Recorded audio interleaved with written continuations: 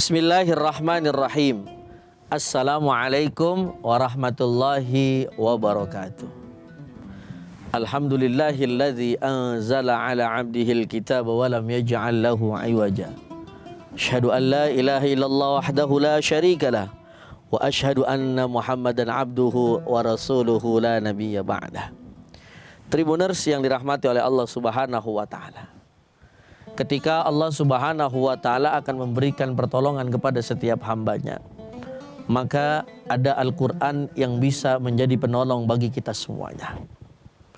Ketika manusia nanti di alam kubur sifatnya sendirian dan tidak ada kawan yang menemani, maka bisa jadi Al-Quran sebagai penolong serta teman kita di alam kubur. Baginda Nabi Muhammad SAW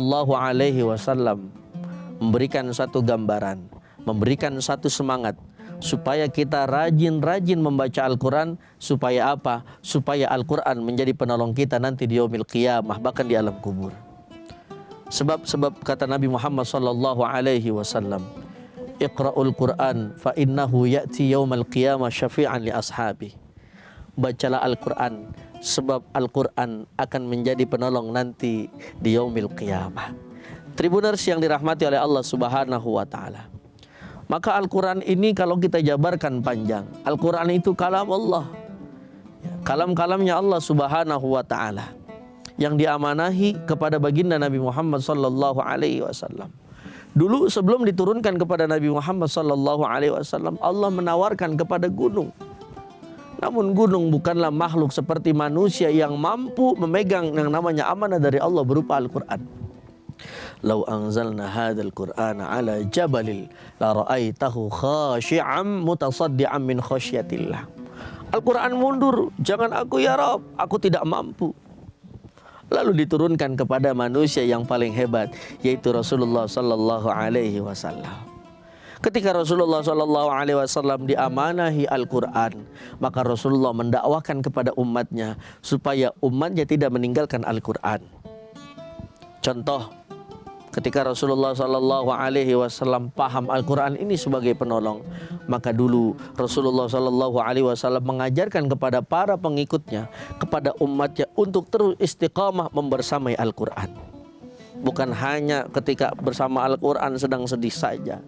Justru sedang ketika kita mendapatkan kabar gembira, harusnya kita makin dekat kepada Al-Quran. Kenapa? Karena makin banyak orang itu memegang Al-Quran, makin banyak orang itu membaca Al-Quran, maka akan makin banyak pertolongan Allah yang akan menghampirinya. Tribuners yang dirahmati oleh Allah Subhanahu wa ta'ala, bahkan ada satu golongan yang nanti Allah selamatkan bukan hanya di dunia namun di akhirat, yaitu golongan-golongan yang mana di situ ketika hidupnya memegang Al-Quran. Tribuners yang dirahmati oleh Allah Subhanahu wa ta'ala, maka dari itu ini bulan istimewa, bulan di mana diturunkan Al-Quran, aw syah nuzulil Quran, yang mana bulan ini menjadi bulan istimewa karena Ramadan istimewa karena diturunkan daripada Al-Quranul Karim. Maka dari itu, mari sama-sama kita raih keberkahan Ramadan. Bukan hanya keberkahan di dalam Ramadan, tapi keberkahan di hidup kita nanti sampai datang yaumil qiyamah. Bahkan sebelum qiyamah kita ada di alam kubur, kita raih pertolongan dengan Al-Quran. Mudah-mudahan makin banyak kita membaca Al-Quran, makin banyak pula pertolongan yang akan kita dapat di dunia maupun di akhirat. Amin ya rabbal alamin. Tribuners yang dirahmati oleh Allah Subhanahu wa ta'ala, mari kita khatamkan. Ayo, udah dapat berapa juz sekarang? Ustadz, saya masih dapat 15 juz. Mari terus kita kejar sisa daripada 15 juz untuk menghatamkan minimal ya 1 bulan 1 kali. Ustadz, saya mau khatam 2 kali, boleh nggak? Boleh. Bahkan jangankan 2 kali, 5, 7, 6 juga boleh kita menghatamkan Al-Quran di dalam bulan suci Ramadan. Pertanyaannya, kuat apa enggak? Mudah-mudahan kita semuanya diberikan kekuatan untuk terus pertama membaca Al-Quran.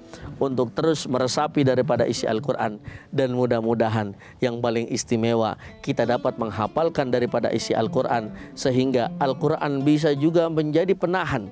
Ketika kita ingin berbuat maksiat, kita ingat ada Al-Quran di dalam hati kita. Ketika kita ingin berbuat dosa, ketika kita ingin berbuat zalim, kita ingat ada Al-Quran di dalam hati kita.